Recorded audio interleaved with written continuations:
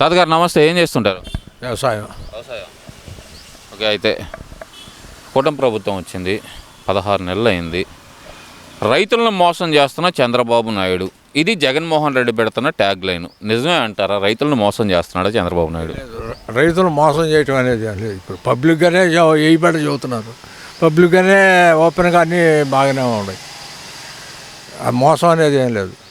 అది అంటే రైతులకు ఇస్తానన్న ఇచ్చి ఆయన హామీలన్నీ నెరవేర్చలేదు. అసలు ఈ చంద్రబాబు నాయుడు వచ్చిన తర్వాత రేట్లు పడిపోయినాయి కంప్లీట్గా. రైతులు ఆత్మహత్య చేసుకునే పరిస్థితి వచ్చింది అనేది జగన్మోహన్ రెడ్డి పదే పదే ఎప్పుడైనా సరే ఇదే మాట చెబుతున్నాడు కదా. మరి రైతులు గవర్నమెంట్ ఇచ్చే ఆడితో పాల్పడి రైతులు ఉండడం చాలా దండగా. ఎవరు స్వశక్తిగా పంటలు బాగా ఉండాలి, రేట్లు ఉండాలి, మాకు అదే గొప్పది. అదే మాకు గొప్పది. కానీ వాళ్ళు ఇచ్చే డబ్బులతో రైతులకే అంత పెద్ద ఇదే ఉండదు. ఇచ్చినప్పుడు వాళ్ళే ఇస్తున్నారు, మనం చెప్పకుండానే వాళ్ళే వస్తున్నాయి. ఇప్పుడు మొన్న 7,000 వేశారు, మళ్ళీ ఇంకో ట్రిప్ వేస్తారు. మరి మీకు పంటలకు మద్దతు ధర లేకుండా చంద్రబాబు నాయుడు ప్రభుత్వం అడ్డుకుంటుంది, మద్దతు ధర కూడా రానియట్లేదు కూటమి ప్రభుత్వం, రైతులు ఇబ్బంది పడుతున్నారు అంటున్నారు కదా, అది నిజమే అంటారా? అది అంతా ఇదేం కాదు. అంటే మీరు ఎక్కువ పండించే పంట మాగాడి వరి ఎలా ఉందంటారు ఈ సంవత్సరం? అసలుకి 7 బాగా దెబ్బతిన్నట్టారండి. 7 మొదట్లో వరదలు వచ్చినాయి, పోయినాయి, మళ్ళీ నాటారు, మళ్ళీ ఏదో తిప్పలబడి చాలా కష్టపడి చేసాము, మళ్ళీ ఇప్పుడు వచ్చినాయి. అది ఒక్కొక్క సంవత్సరంలో బాగా ఇది రైతుకు అనేది వరదలతో పెద్ద ప్రాబ్లం వచ్చింది. ఎందువల్ల అంటే మురుగాలు తోమట్లేదు, మురుగు పోవట్లేదు, నీళ్ళు ప్రాబ్లమే గొప్పది. వచ్చినట్టు వెళ్ళేట్టుగా ఉంటే పర్వాలేదు. ఆయన వచ్చే సంవత్సరం ఇప్పుడు 5 ఏళ్ళ నుంచి బీడుబడి ఉన్నాయి మురుగాలన్నీ తూటాకుల కాడలతోటి. అందువల్ల నీళ్ళు పోక దెబ్బ కొడుతుంది. 5 సంవత్సరాల నుంచి 5 సంవత్సరాలు ఏం చేసింది లేదు కదా, కాలువలు ఏం చేయలేదు కదా. ఆ మురుగు ఇప్పుడు తూటాకు అడ్డం పడి మురుగు పోవట్లేదు. ఆయన ఏంది మరి, నేను రైతు పక్షపాతిని, రైతు కోసమే పుట్టాను, రైతు కోసమే పెరిగాను అంటాడు. మరి ఇప్పుడు వచ్చినాక ఈ సంవత్సరంలో కొద్దిగా లైన్కి వచ్చినాయి, ఈ కాలువలు కొద్దిగా చేపించారు లోగడ. పోయిన కాలం వేయడానికి కొంతవరకు పోయినాయి, అంతేగాని వర్షాలు ఎన్ని ఉండా మునిగిపోకుండా ఉంటే ఏం కాదండి. మునిగిపోయి మొన్న చిన్న మొక్క అప్పుడు మునిగిపోయింది, మళ్ళీ ఇప్పుడు వచ్చినాక ఇప్పుడు వచ్చింది మళ్ళీ.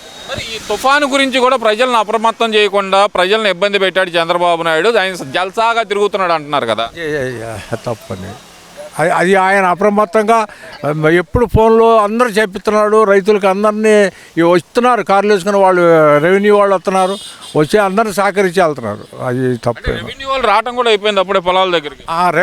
ఇదిగా ముందు రైతులను చూడటానికి ముందుగా వచ్చి చూసి చెబుతున్నారు, మీరు జాగ్రత్తగా ఉండండి, పొలాలకు పోపాకండి, అప్రమత్తంగా ఉండండి అని. అంటే ముందస్తు చర్యలు అయితే గట్టిగానే చూస్తున్నారు. ఈ ప్రచారం ఎందుకు చేస్తున్నారు వీళ్ళు? మళ్ళీ ఇవన్నీ ఓట్లు ఉంటాయి కదా, ఓట్లు డ్రామాలు. ఆయన కింద ఉన్నాడు కాబట్టి మరి ఎక్కాలనే కోరిక ఉంటుంది కదా, అది కింద ఉన్నాడు కాబట్టి ఎక్కాలని ఉంటుంది కదా. దానివల్ల వాళ్ళ ప్రాబ్లం వాళ్ళు చెప్పుకుంటూ ఉంటారు అంతే.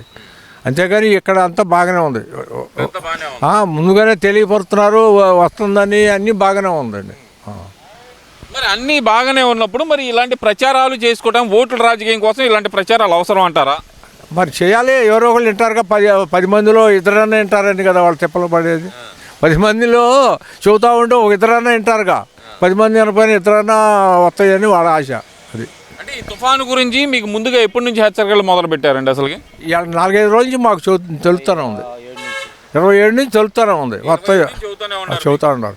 ముందుగానే పురుగు మందులు వేసేవాళ్ళు వేశారు, కొన్ని తిప్పలు జాగ్రత్త చేసేవాళ్ళు.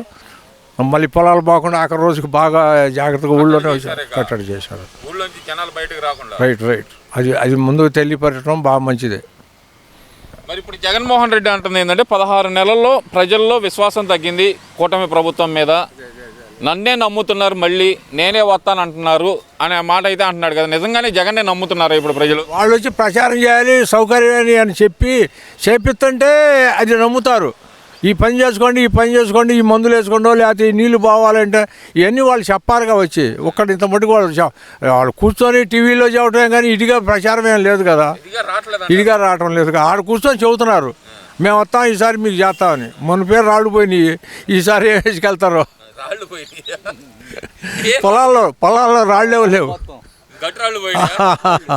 ఇక అంతా సదనం చేయాలని ఉండాలి. ఈసారి అసలు అవి కూడా లేకుండా బుల్లిగొజ్జు మొత్తం సదనం చేస్తారు. అది ఏంది దాదాపు 100 సంవత్సరాల తర్వాత నేనే చేశాను ఇదంతా సర్వే అంతా, వీళ్ళు ఎవరు చేయలేదు అంటున్నారుగా. వాళ్ళనే లేకుండా లేపేశాడు. ఇవి ఉంటే ఆయన పేర్లు పెట్టుకున్నాడు. ఇక ఎక్కడ రేపు ఎవడు దొరుకుతాడో ఎవడు అవుతామో అని కదా. అది ఇంతవరకు మంచిది, పొలాలు జాగ్రత్తగా ఉన్నాయి ఎవరి వాళ్ళకి ఇప్పటికి. ఇక ఈసారి వస్తే మళ్ళీ ఏమవుతుందని భగవంతుడికి తెలియాలి.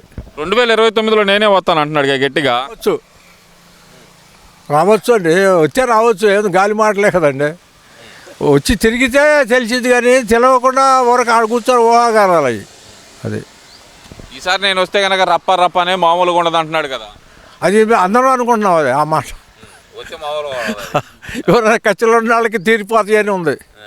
ఇప్పుడు నాకు నీకు ఏమైనా ఉందనుకో, అబ్బో వీడు వస్తాడు అన్నాడు, వచ్చేది లేదు, వాడు తీసేది లేదు, తెస్తాను అన్నాడు. వచ్చి రచ్చబండ పెడతాను, ప్రతి ఊర్లో రచ్చబండ పెడతాను, ప్రతి ఊరికి తిరుగుతాను, నేనే పాదయాత్ర చేస్తాను అంటున్నాడు కదా జగన్మోహన్ రెడ్డి. కూడా చేశాడు కదండి, తాడేపల్లిలోనే కూర్చున్నాడు. ఈడాళ్ళు వచ్చేసారు కానీ ఆయన ఏం చేయలేదు. ఇప్పుడు వస్తాను అంటున్నాడు మళ్ళీ ఈసారి. అది ఇది చూడాలి ఇక జనం చూడాలి, ఆయన చూడాలి వస్తాడో చూడాలి. ఇద్దరికి రాలేదు 5 ఏళ్ళు కూడా, ఈసారి చూడాలి ఇక.